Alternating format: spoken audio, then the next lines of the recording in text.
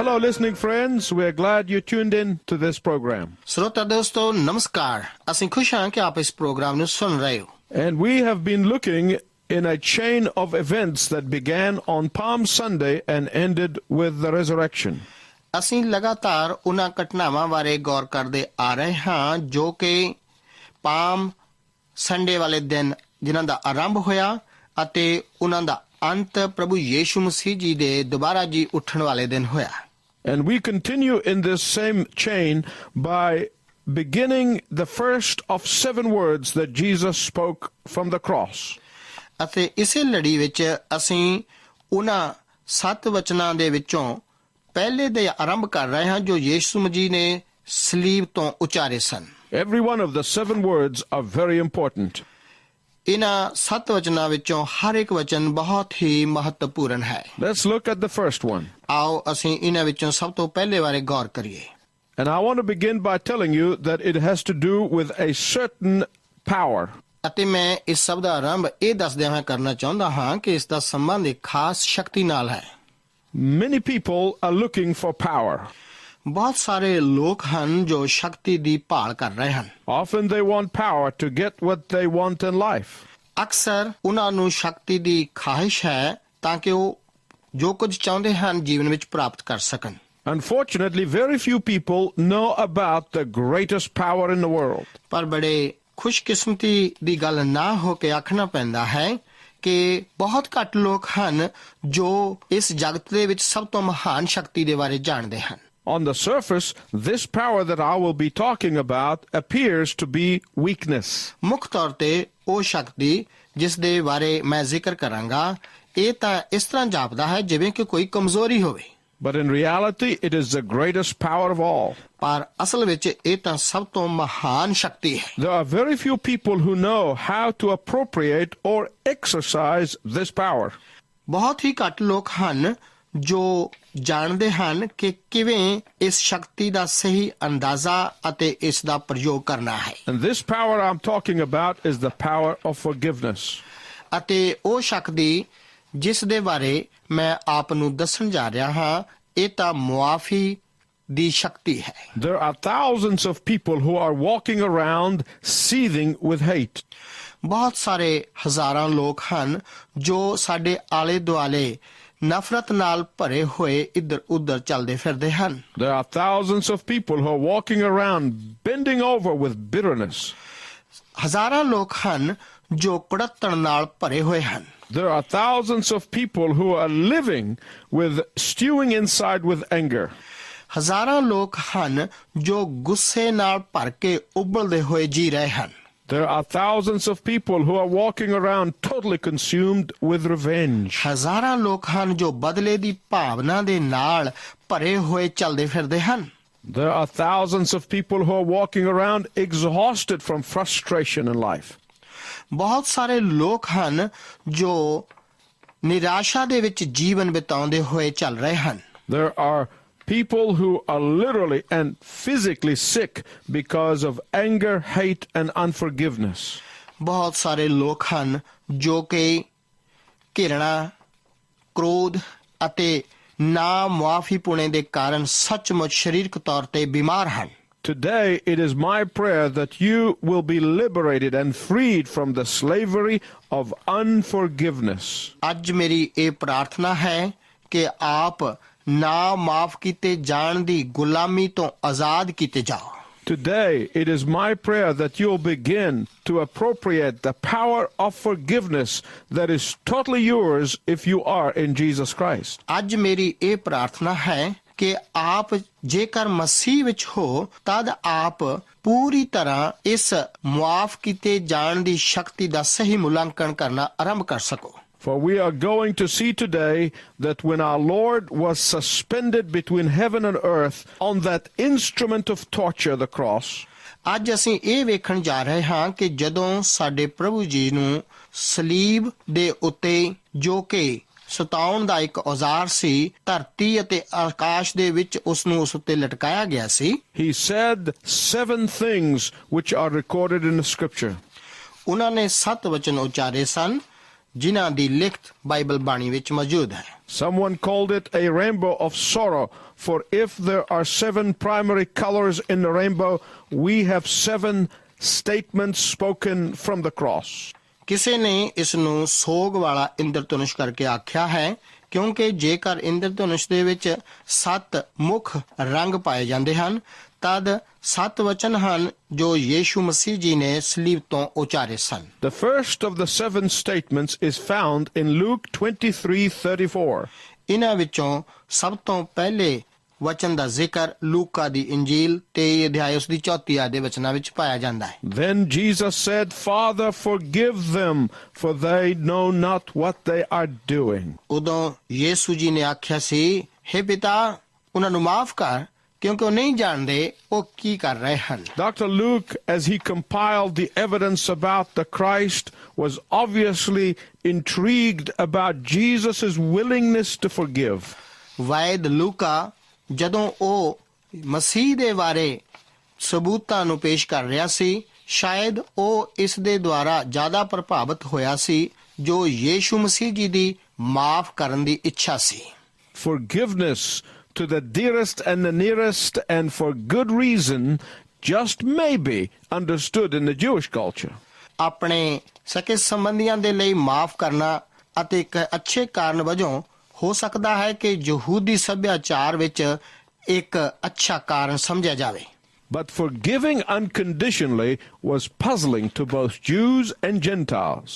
ਪਰ ਬੇਸ਼ਰਤ ਮਾਫ ਕਰਨਾ ਯਹੂਦੀਆਂ ਅਤੇ ਗੈਰ ਕੌਮਾਂ ਦੇ ਲਈ ਸੱਚਮੁੱਚ ਇੱਕ ਸਮਝਣ ਦੇ ਵਿੱਚ ਇਸ ਦੀ ਸਮੱਸਿਆ ਸੀ। That is why Luke records the unique parables of Jesus that have to do with forgiveness.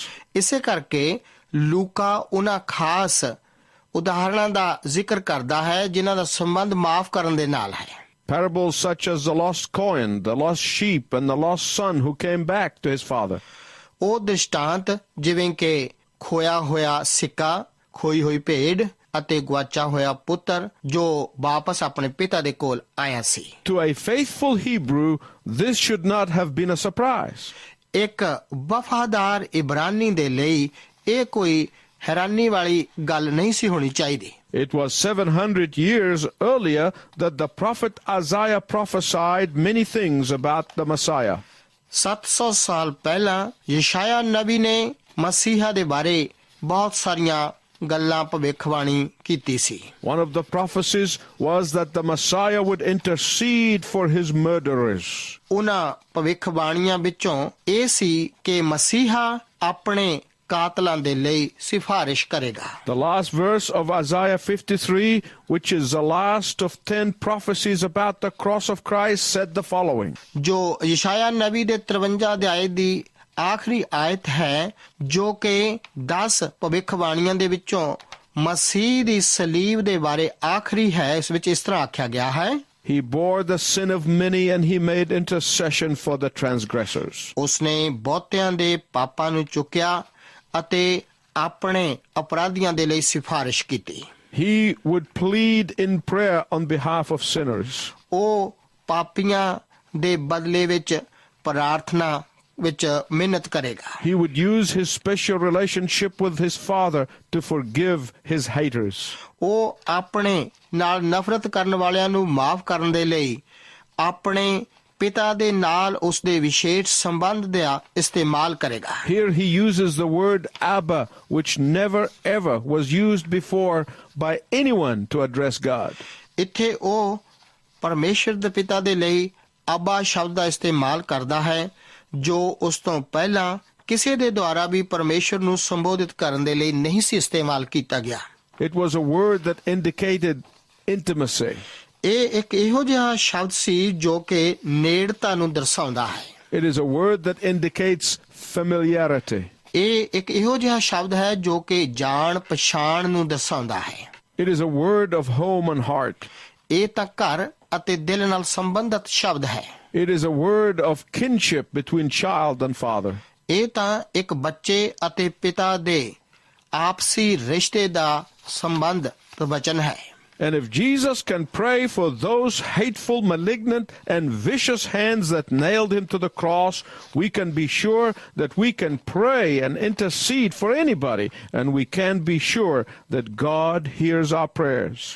ਅਤੇ ਜੇਕਰ ਯੀਸ਼ੂ ਜੀ ਉਹਨਾਂ ਘਿਰਣਾਯੋਗ, ਬੈਰਪੂਰਨ ਅਤੇ ਘਾਤਕ ਹੱਥਾਂ ਦੇ ਲਈ ਪ੍ਰਾਰਥਨਾ ਕਰ ਸਕਦੇ ਸੀ ਜਿਨ੍ਹਾਂ ਨੇ ਉਸ ਨੂੰ ਸਲੀਬ ਉੱਤੇ ਕਿਲ ਠੋਕੇ ਸਨ, ਤਦ ਅਸੀਂ ਇਸ ਬਾਰੇ ਪੂਰਨ ਭਰੋਸਾ ਰੱਖ ਸਕਦੇ ਹਾਂ ਕਿ ਅਸੀਂ ਕਿਸੇ ਦੇ ਲਈ ਵੀ ਭਰੋਸਾ ਰੱਖਦੇ ਹੋਏ ਪ੍ਰਾਰਥਨਾ ਅਤੇ ਸਿਫਾਰਿਸ਼ ਕਰ ਸਕਦੇ ਹਾਂ ਅਤੇ ਸਾਨੂੰ ਇਹ ਪੂਰਨ ਭਰੋਸਾ ਹੋ ਸਕਦਾ ਹੈ ਕਿ ਪਰਮੇਸ਼ਵਰ ਸਾਡੀਆਂ ਪ੍ਰਾਰਥਨਾਵਾਂ ਨੂੰ ਸੁਣਦਾ ਹੈ। I want you to see some unique things about Christ here in this particular statement. ਇਸ ਖਾਸ ਵਿਆਖਿਆਨ ਵਿੱਚ ਮਸੀਹ ਨਾਲ ਸੰਬੰਧਿਤ ਕੁਝ ਖਾਸ ਗੱਲਾਂ ਬਾਰੇ ਮੈਂ ਗੌਰ ਕਰਨ ਦੀ ਖਾਹਿਸ਼ ਰੱਖਦਾ ਹਾਂ। Jesus did not pray what every dying man or woman would pray, namely, Father, forgive me. Yishu ਜੀ ਨੇ ਉਹ ਪ੍ਰਾਰਥਨਾ ਨਹੀਂ ਸੀ ਕੀਤੀ ਜੋ ਕਿ ਹਰੇਕ ਮਰ ਰਿਹਾ ਮਨੁੱਖ ਜਾਂ ਔਰਤ ਪ੍ਰਾਰਥਨਾ ਕਰੇਗਾ, ਭਾਵ ਪਿਤਾ ਮੈਨੂੰ ਮਾਫ ਕਰ। Anyone who stands between time and eternity thinks first of God's forgiveness for themselves. ਹਰ ਕੋਈ ਜੋ ਸਮੇਂ ਅਤੇ ਅਵਧੀ ਕਾਲ ਦੇ ਵਿਚਕਾਰ ਲਟਕਦਾ ਹੋਵੇ ਉਹ ਸਭ ਤੋਂ ਪਹਿਲਾਂ ਆਪਣੇ ਆਪ ਲਈ ਪਰਮੇਸ਼ਵਰ ਦੀ ਮਾਫੀ ਦੇ ਬਾਰੇ ਸੋਚਦਾ ਹੈ। But our Lord did not ask for personal forgiveness. ਪਰ ਸਾਡੇ ਪ੍ਰਭੂ ਨੇ ਆਪਣੇ ਵਿਅਕਤੀਗਤ ਮੁਆਫੀ ਦੇ ਲਈ ਨਹੀਂ ਸੀ ਪੁੱਛਿਆ। Why? ਅਜਿਹਾ ਕਿਉਂ? For the scripture says that he was tempted as we are, but without sin. ਕਿਉਂਕਿ ਬਾਈਬਲ ਬਾਣੀ ਆਖਦੀ ਹੈ ਕਿ ਉਹ ਸਾਰੀਆਂ ਗੱਲਾਂ ਵਿੱਚ ਸਾਡੇ ਵਾਂਗ ਪਰਤਾਇਆ ਗਿਆ ਪਰ ਉਹ ਨਿਸ਼ਪਾਪ ਨਿਕਲਿਆ। Jesus could have prayed for deliverance from dying on the cross, or that God would have taken him quickly. Yishu ਜੀ ਇਸ ਤਰ੍ਹਾਂ ਪ੍ਰਾਰਥਨਾ ਕਰ ਸਕਦੇ ਸਨ ਕਿ ਉਹ ਸਲੀਬ ਤੋਂ ਮਾਰੇ ਜਾਣ ਤੋਂ ਛੁਡਾਏ ਜਾਣ ਅਤੇ ਪਰਮੇਸ਼ਵਰ ਉਸ ਨੂੰ ਬਹੁਤ ਜਲਦੀ ਹੀ ਉਠਾ ਲਵੇ। But no. ਪਰ ਇਸ ਤਰ੍ਹਾਂ ਨਹੀਂ। Why? ਅਜਿਹਾ ਕਿਉਂ? Because what was tying Jesus to the cross were not the nails, but the undying love for you and for me. ਕਿਉਂਕਿ ਜੋ ਕੁਝ ਯੀਸ਼ੂ ਮਸੀਹ ਜੀ ਨੂੰ ਉਸ ਸਮੇਂ ਸਲੀਬ ਦੇ ਉੱਤੇ ਜਕੜ ਰਿਹਾ ਸੀ ਇਹ ਤਾਂ ਉਹ ਕਿੱਲ ਨਹੀਂ ਸਨ, ਪਰ ਇਹ ਤਾਂ ਉਸ ਦਾ ਮੇਰੇ ਅਤੇ ਆਪ ਲਈ ਮਰਨ ਦੇ ਲਈ ਜੋ ਪਿਆਰ ਸੀ ਉਹ ਹੈ ਸੀ। Jesus did not pray, Father, avenge me. Yishu ਜੀ ਨੇ ਇਸ ਤਰ੍ਹਾਂ ਪ੍ਰਾਰਥਨਾ ਨਹੀਂ ਸੀ ਕੀਤੀ ਕਿ ਹੇ ਪਿਤਾ ਮੇਰਾ ਬਦਲਾ ਲੈ। If there was ever injustice done anywhere in the world, it was on that day. ਜੇਕਰ ਇਸ ਜਗਤ ਦੇ ਵਿੱਚ ਕਦੇ ਵੀ ਕੋਈ ਬੇਇਨਸਾਫੀ ਕੀਤੀ ਗਈ ਸੀ ਇਹ ਤਾਂ ਉਸੇ ਦਿਨ ਹੋਇਆ ਸੀ। If God could forgive the cold hearts of the Roman soldiers who nailed him, ਜੇਕਰ ਪਰਮੇਸ਼ਵਰ ਉਹਨਾਂ ਰੋਮੀ ਸਿਪਾਹੀਆਂ ਦੇ ਨਾ ਤਰਸਵਾਨ ਮਨਾਂ ਦੇ ਲਈ ਉਹਨਾਂ ਨੂੰ ਮਾਫ ਕਰ ਸਕਦਾ ਹੈ ਜਿਨ੍ਹਾਂ ਨੇ ਉਸ ਨੂੰ ਸਲੀਬ ਉੱਤੇ ਕਿੱਲਾਂ ਨਾਲ ਠੋਕਿਆ ਸੀ। if God could forgive the sadistic crowd that mocked him, ਜੇਕਰ ਪਰਮੇਸ਼ਵਰ ਉਸ ਕ੍ਰੋਧਵਾਨ ਭੀੜ ਨੂੰ ਜਿਸ ਨੇ ਉਸ ਦਾ ਠੱਠਾ ਉਡਾਇਆ ਸੀ ਮਾਫ ਕਰ ਸਕਦਾ ਹੈ। if God could forgive a prostituted priesthood like that of Caiaphas, ਜੇਕਰ ਪਰਮੇਸ਼ਵਰ ਕੇਫਾਸ ਵਰਗੇ ਆਪਣੇ ਅਹੁਦੇ ਦਾ ਦੁਰਉਪਯੋਗ ਕਰਨ ਵਾਲੇ ਜਾਜਕਾਂ ਨੂੰ ਮਾਫ ਕਰ ਸਕਦਾ ਸੀ। if God could forgive all this, no one is listening to me today could say, God can't forgive me. ਜੇਕਰ ਪਰਮੇਸ਼ਵਰ ਇਹਨਾਂ ਸਭਨਾਂ ਨੂੰ ਮਾਫ ਕਰ ਸਕਿਆ ਸੀ ਤਦ ਹਰ ਕੋਈ ਜੋ ਵੀ ਅੱਜ ਮੇਰੀ ਆਵਾਜ਼ ਸੁਣਦਾ ਹੈ ਉਹਨਾਂ ਵਿੱਚੋਂ ਕੋਈ ਵੀ ਇਸ ਤਰ੍ਹਾਂ ਨਹੀਂ ਆਖ ਸਕਦਾ ਹੈ ਕਿ ਪਰਮੇਸ਼ਵਰ ਮੈਨੂੰ ਮਾਫ ਨਹੀਂ ਕਰ ਸਕਦਾ। You may say, but I have murdered people with my loose tongue. ਪਰ ਹੋ ਸਕਦਾ ਹੈ ਆਪ ਆਖੋ ਕਿ ਮੈਂ ਤਾਂ ਬੇਤੁਕੀ ਜ਼ੁਬਾਨ ਨਾਲ ਲੋਕਾਂ ਦਾ ਕਤਲ ਕੀਤਾ ਹੈ। God could not forgive me. ਪਰਮੇਸ਼ਵਰ ਮੈਨੂੰ ਮਾਫ ਨਹੀਂ ਕਰ ਸਕਦਾ। I have committed adultery against the tenderest vows that a man or a woman could make. ਮੈਂ ਤਾਂ ਉਸ ਬਦਕਾਰੀ ਦੇ ਵਿਰੁੱਧ ਨਾਜ਼ੁਕ ਵਾਅਦਿਆਂ ਦੇ ਵਿਰੁੱਧ ਬਦਕਾਰੀ ਕੀਤੀ ਹੈ ਜੋ ਕਿ ਇੱਕ ਮਨੁੱਖ ਜਾਂ ਔਰਤ ਕਰ ਸਕਦਾ ਹੈ। You say, God cannot forgive me. ਆਪ ਆਖਦੇ ਹੋ ਪਰਮੇਸ਼ਵਰ ਮੈਨੂੰ ਮਾਫ ਨਹੀਂ ਕਰ ਸਕਦਾ। Or I have been dishonest in my business and embezzled. God could not forgive me. ਹੋ ਸਕਦਾ ਹੈ ਆਪ ਆਖੋ ਮੈਂ ਤਾਂ ਆਪਣੇ ਕਾਰੋਬਾਰ ਅਤੇ ਕਾਲਾ ਮਾਲਾ ਕਰਨ ਦੇ ਵਿੱਚ ਬੇਈਮਾਨ ਹਾਂ, ਪਰਮੇਸ਼ਰ ਮੈਨੂੰ ਮਾਫ ਨਹੀਂ ਕਰ ਸਕਦਾ। Or I had an abortion and murdered a baby in my womb. God cannot forgive me. ਜਾਂ ਫਿਰ ਹੋ ਸਕਦਾ ਹੈ ਆਪ ਇਹ ਆਖੋ ਕਿ ਮੈਂ ਤਾਂ ਗਰਭਪਾਤ ਕਰਕੇ ਆਪਣੀ ਕੁੱਖ ਵਿੱਚ ਇੱਕ ਬੱਚੇ ਦਾ ਕਤਲ ਕੀਤਾ ਹੈ, ਪਰਮੇਸ਼ਰ ਮੈਨੂੰ ਮਾਫ ਨਹੀਂ ਕਰ ਸਕਦਾ। Or you could say, I have hated with pure hatred and viciousness. God cannot forgive me. ਜਾਂ ਫਿਰ ਹੋ ਸਕਦਾ ਹੈ ਆਪ ਆਖੋ ਕਿ ਮੈਂ ਤਾਂ ਦੁਸ਼ਟਤਾ ਅਤੇ ਪਵਿੱਤਰ ਘਿਰਣਾ ਨਾਲ ਘਿਣ ਕੀਤੀ ਹੈ, ਪਰਮੇਸ਼ਵਰ ਮੈਨੂੰ ਮਾਫ ਨਹੀਂ ਕਰ ਸਕਦਾ। You could say, I have cursed God and doubted him and his power. God cannot forgive me. ਆਪ ਆਖ ਸਕਦੇ ਹੋ ਕਿ ਮੈਂ ਪਰਮੇਸ਼ਰ ਨੂੰ ਸਰਾਪਿਤ ਕੀਤਾ ਹੈ ਅਤੇ ਉਸ ਨੂੰ ਅਤੇ ਉਸ ਦੀ ਸ਼ਕਤੀ ਉੱਤੇ ਸ਼ੱਕ ਕੀਤਾ ਹੈ, ਪਰਮੇਸ਼ਰ ਮੈਨੂੰ ਮਾਫ ਨਹੀਂ ਕਰ ਸਕਦਾ।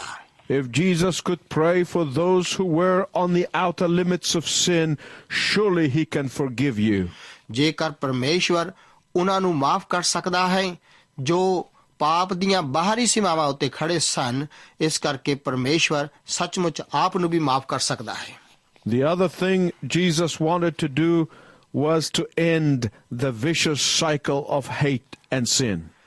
ਅਤੇ ਇੱਕ ਹੋਰ ਗੱਲ ਜੋ ਯੀਸ਼ੂ ਮਸੀਹ ਜੀ ਨੇ ਕਰਨੀ ਚਾਹੀ ਸੀ, ਉਹ ਸੀ ਘਿਰਣਾ ਅਤੇ ਪਾਪ ਦੇ ਦੁਸ਼ਟ ਚੱਕਰ ਦਾ ਅੰਤ ਕਰਨਾ।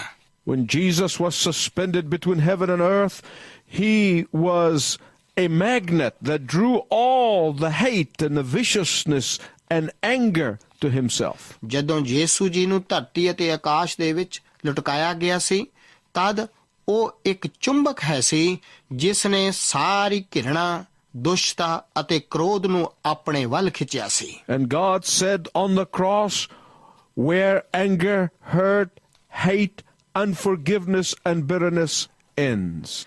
ਅਤੇ ਪਰਮੇਸ਼ਵਰ ਨੇ ਆਖਿਆ ਸੀ, ਸਲੀਬ ਉੱਤੇ ਹੀ ਉਹ ਥਾਂ ਹੈ ਜਿੱਥੇ ਕ੍ਰੋਧ, ਦੁੱਖ, ਨਾ ਮਾਫ ਕੀਤੇ ਜਾਣਾ ਅਤੇ ਕੁੜੱਤਣ ਦਾ ਖਾਤਮਾ ਹੁੰਦਾ ਹੈ। And that's what must be the response of all those who follow the Lord Jesus Christ. ਅਤੇ ਇਹ ਉਹਨਾਂ ਸਾਰੇ ਲੋਕਾਂ ਦੀ ਜਵਾਬਦੇਹੀ ਹੋਣੀ ਚਾਹੀਦੀ ਹੈ ਜੋ ਪ੍ਰਭੂ ਯੀਸ਼ੂ ਮਸੀਹ ਜੀ ਦੇ ਪਿੱਛੇ ਚੱਲਦੇ ਹਨ। Why? ਅਜਿਹਾ ਕਿਉਂ? Because Jesus, when he hung on the cross, said, Father, forgive them, for they know not what they are doing. ਕਿਉਂਕਿ ਜਦੋਂ ਯੀਸ਼ੂ ਜੀ ਸਲੀਬ ਉੱਤੇ ਲਟਕਦੇ ਸਨ, ਤਦ ਉਹਨਾਂ ਨੇ ਆਖਿਆ ਸੀ, ਪਿਤਾ ਉਹਨਾਂ ਨੂੰ ਮਾਫ ਕਰ, ਉਹ ਨਹੀਂ ਜਾਣਦੇ ਉਹ ਕਿਆ ਕਰ ਰਹੇ ਹਨ। When Jesus said, forgive them, there is no telling of how wide the circle of people that was. ਜਦੋਂ ਯੀਸ਼ੂ ਜੀ ਨੇ ਆਖਿਆ ਸੀ ਉਹਨਾਂ ਨੂੰ ਮਾਫ ਕਰ, ਇਸ ਦਾ ਬਿਆਨ ਨਹੀਂ ਕੀਤਾ ਜਾ ਸਕਦਾ ਕਿ ਉਹ ਲੋਕਾਂ ਦਾ ਘੇਰਾ ਕਿੰਨਾ ਚੌੜਾ ਸੀ। Father, forgive them, because they do not know what they're doing. ਪਿਤਾ ਉਹਨਾਂ ਨੂੰ ਮਾਫ ਕਰ ਕਿਉਂਕਿ ਉਹ ਨਹੀਂ ਜਾਣਦੇ ਉਹ ਕੀ ਕਰ ਰਹੇ ਹਨ। Well, some of you may be saying, well, wait a minute. What do you mean that they did not know what they were doing? ਜੀ ਹਾਂ, ਹੋ ਸਕਦਾ ਹੈ ਆਪ ਵਿੱਚੋਂ ਕੁਝ ਕੁ ਲੋਕ ਆਖ ਰਹੇ ਹੋਣ, ਜ਼ਰਾ ਰੁਕ ਜਾ, ਇਸ ਤਰ੍ਹਾਂ ਆਖਣ ਤੋਂ ਤੇਰਾ ਕੀ ਭਾਵ ਹੈ ਕਿ ਉਹ ਨਹੀਂ ਸੀ ਜਾਣਦੇ ਕਿ ਉਹ ਕੀ ਕਰ ਰਹੇ ਸਨ। Judas knew that he was betraying the best friend that he ever had. ਯਹੂਦਾ ਤਾਂ ਜਾਣਦਾ ਸੀ ਕਿ ਉਹ ਤਾਂ ਸਰਵਉੱਤਮ ਦੋਸਤ ਨੂੰ ਧੋਖਾ ਦੇ ਰਿਹਾ ਸੀ ਜੋ ਕਦੇ ਵੀ ਉਸ ਦਾ ਦੋਸਤ ਰਿਹਾ ਹੋਵੇ। Caiaphas knew that he bribed false witnesses to testify against Jesus. ਕਾਇਫਾਸ ਜਾਣਦਾ ਸੀ ਕਿ ਉਸਨੇ ਝੂਠੇ ਗਵਾਹਾਂ ਨੂੰ ਯੀਸ਼ੂ ਦੇ ਵਿਰੁੱਧ ਗਵਾਹੀ ਦੇਣ ਦੇ ਲਈ ਵੱਢੀ ਦਿੱਤੀ ਸੀ। Pilate confessed with his own lips, I find no fault in this man. ਪਿਲਾਤੁਸ ਨੇ ਖੁਦ ਇਸ ਗੱਲ ਦਾ ਇਕਰਾਰ ਕੀਤਾ ਸੀ ਕਿ ਮੈਨੂੰ ਇਸ ਮਨੁੱਖ ਵਿੱਚ ਕੋਈ ਦੋਸ਼ ਨਹੀਂ ਲੱਭਦਾ। The mob knew that they were screaming at a righteous man. ਜੋ ਭੀੜ ਸੀ ਉਹ ਜਾਣਦੀ ਸੀ ਕਿ ਉਹ ਇੱਕ ਧਰਮੀ ਮਨੁੱਖ ਦੇ ਵਿਰੁੱਧ ਸ਼ੋਰ ਸ਼ਰਾਬਾ ਕਰ ਰਹੇ ਸਨ। They knew what they were doing. ਉਹ ਜਾਣਦੇ ਸਨ ਕਿ ਉਹ ਕੀ ਕਰ ਰਹੇ ਸਨ। Oh, but Jesus was saying that on the deepest level, they did not know what they were doing. ਪਰ ਯੀਸ਼ੂ ਜੀ ਦੇ ਇਸ ਤਰ੍ਹਾਂ ਆਖਣ ਵਿੱਚ ਬਹੁਤ ਗਹਿਰਾਈ ਸੀ ਕਿ ਉਹ ਨਹੀਂ ਸੀ ਜਾਣਦੇ ਕਿ ਉਹ ਕੀ ਕਰ ਰਹੇ ਸਨ। They did not understand the enormity of what they were doing. ਉਹ ਇਸ ਦੀ ਵਿਸ਼ਾਲਤਾ ਨੂੰ ਨਹੀਂ ਸੀ ਸਮਝਦੇ ਜੋ ਕੁਝ ਉਹ ਕਰ ਰਹੇ ਸਨ। They did not understand the significance of what they were doing. ਜੋ ਕੁਝ ਉਹ ਕਰ ਰਹੇ ਸਨ ਉਸ ਦੇ ਮਹੱਤਵ ਨੂੰ ਨਹੀਂ ਸੀ ਸਮਝ ਸਕੇ। They did not know that the cross, which stood as a sign of torture, was going to become a sign of peace and victory. ਉਹ ਨਹੀਂ ਸੀ ਜਾਣਦੇ ਕਿ ਸਲੀਬ ਜੋ ਕਿ ਇੱਕ ਸਤਾਉ ਦੇ ਚਿੰਨ੍ਹ ਵਜੋਂ ਖੜੀ ਸੀ, ਉਹ ਉਹਨਾਂ ਦੇ ਲਈ ਇੱਕ ਸ਼ਾਂਤੀ ਅਤੇ ਫਤਿਹ ਦਾ ਚਿੰਨ੍ਹ ਬਣਨ ਜਾ ਰਹੀ ਸੀ। They did not know that the horrors of what they were doing was going to transform millions of lives, thousands of institutions, and tens of nations. ਉਹ ਨਹੀਂ ਸੀ ਜਾਣਦੇ ਕਿ ਜੋ ਕੁਝ ਜਰ ਰਹੇ ਸਨ, ਉਹ ਉਸ ਦਾ ਭੈ ਹੁਣ ਕਰੋੜਾਂ ਜੀਵਨਾਂ, ਹਜ਼ਾਰਾਂ ਸੰਸਥਾਵਾਂ ਅਤੇ ਕਈ ਕੌਮਾਂ ਨੂੰ ਬਦਲਣ ਜਾ ਰਿਹਾ ਸੀ। They did not know what they were doing. ਉਹ ਨਹੀਂ ਸੀ ਜਾਣਦੇ ਕਿ ਉਹ ਕੀ ਕਰ ਰਹੇ ਸਨ। The third thing is this. ਤੀਸਰੀ ਗੱਲ ਇਹ ਹੈ, The cross was our Lord's practice of what he was preaching. ਜੋ ਕੁਝ ਯੀਸ਼ੂ ਜੀ ਪ੍ਰਚਾਰ ਕਰ ਰਹੇ ਸਨ, ਸਲੀਬ ਉਸ ਦੀ ਸਾਡੇ ਪ੍ਰਭੂ ਦੀ ਕਾਰਜਵਿਧੀ ਸੀ।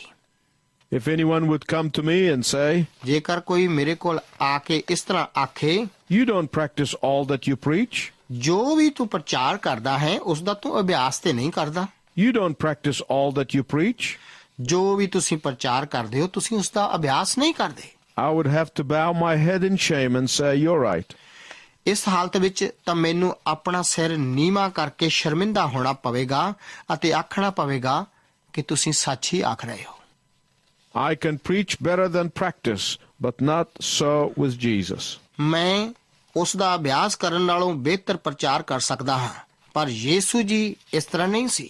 Jesus said, forgive those who cross you and double cross you, and then he got up on the cross and did it.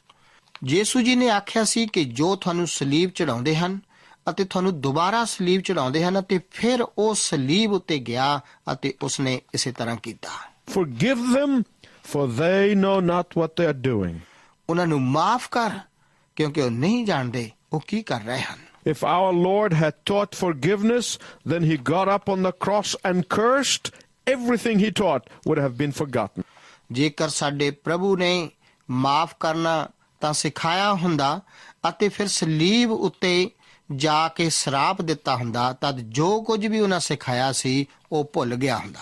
I know it is difficult for us to forgive others, ਮੈਂ ਜਾਣਦਾ ਹਾਂ ਕਿ ਦੂਸਰਿਆਂ ਨੂੰ ਮਾਫ ਕਰਨਾ ਬਹੁਤ ਮੁਸ਼ਕਲ ਹੁੰਦਾ ਹੈ, but that's what God is expecting of us. ਪਰ ਇਹੋ ਹੀ ਹੈ ਜੋ ਕੁਝ ਪਰਮੇਸ਼ਵਰ ਸਾਤੋਂ ਆਸ ਰੱਖਦਾ ਹੈ। The forgiving spirit is the very basic spirit of the Christian man and the Christian woman. ਮਾਫ ਕਰਨ ਵਾਲਾ ਆਤਮਾ ਇੱਕ ਮਸੀਹੀ ਮਨੁੱਖ ਅਤੇ ਮਸੀਹੀ ਔਰਤ ਦਾ ਠੀਕ ਮੁੱਢਲਾ ਆਤਮਾ ਹੈ। Our Lord lived as good as he preached.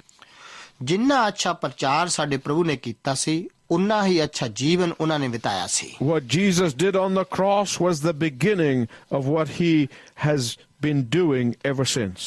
ਜੋ ਕੁਝ ਯੀਸ਼ੂ ਜੀ ਨੇ ਸਲੀਬ ਉੱਤੇ ਕੀਤਾ ਸੀ, ਉਹ ਉਸ ਦਾ ਆਰੰਭ ਸੀ ਜੋ ਉਹ ਉਦੋਂ ਤੋਂ ਕਰਦੇ ਆ ਰਹੇ ਹਨ। Even now, he is making intercessions for the believers. ਇੱਥੋਂ ਤੱਕ ਕਿ ਹੁਣ ਵੀ ਉਹ ਵਿਸ਼ਵਾਸੀਆਂ ਦੇ ਲਈ ਸਿਫਾਰਿਸ਼ ਕਰ ਰਿਹਾ ਹੈ। Even now, he is our advocate with the Father.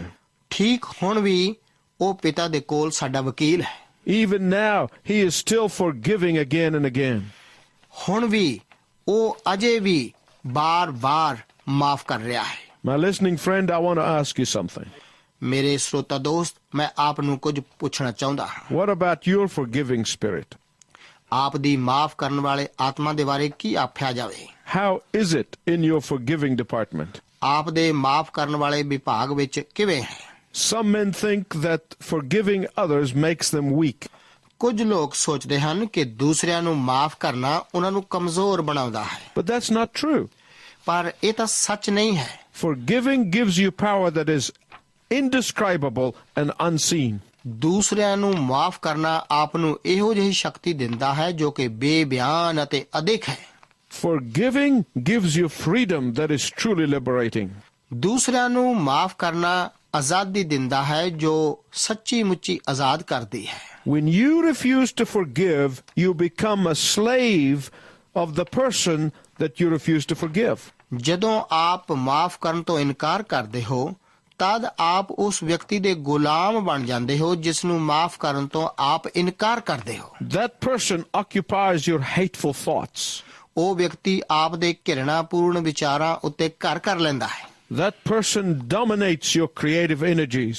ਉਹ ਵਿਅਕਤੀ ਆਪ ਦੀਆਂ ਰਚਨਾਤਮਕ ਸ਼ਕਤੀਆਂ ਉੱਤੇ ਭਾਰੀ ਹੋ ਜਾਂਦਾ ਹੈ। That person enslaves your actions. ਉਹ ਵਿਅਕਤੀ ਆਪ ਦੇ ਕਾਰਜਾਂ ਨੂੰ ਗੁਲਾਮ ਬਣਾ ਲੈਂਦਾ ਹੈ। Now, there are some people who pretend to forgive but have more hatred. ਕੁਝ ਲੋਕ ਹਨ ਜੋ ਮਾਫ ਕਰਨ ਦਾ ਬਹਾਨਾ ਕਰਦੇ ਹਨ ਪਰ ਉਹਨਾਂ ਵਿੱਚ ਜ਼ਿਆਦਾ ਨਫ਼ਰਤ ਹੁੰਦੀ ਹੈ। I heard about a woman who hated one of her relatives so much.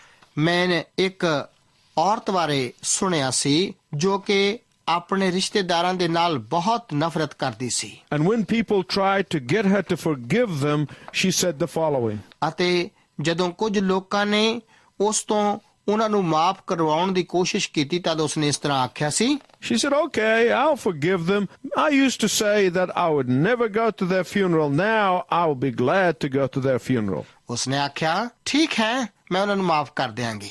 ਮੈਂ ਕਿਹਾ ਕਰਦੀ ਸੀ ਕਿ ਮੈਂ ਉਹਨਾਂ ਦੇ ਜਨਾਜ਼ੇ ਵਿੱਚ ਸ਼ਾਮਲ ਨਹੀਂ ਹੋਵਾਂਗੀ ਪਰ ਹੁਣ ਮੈਂ ਬੜੀ ਖੁਸ਼ੀ ਦੇ ਨਾਲ ਉਹਨਾਂ ਦੇ ਜਨਾਜ਼ੇ ਦੇ ਵਿੱਚ ਸ਼ਰੀਕ ਹੋਵਾਂਗੀ। Now that is not forgiveness. ਜੀ ਹਾਂ, ਇਹ ਮੁਆਫੀ ਨਹੀਂ ਹੈ। The way to begin to be liberated is to regularly and deliberately pray for the person who is the object of your hate.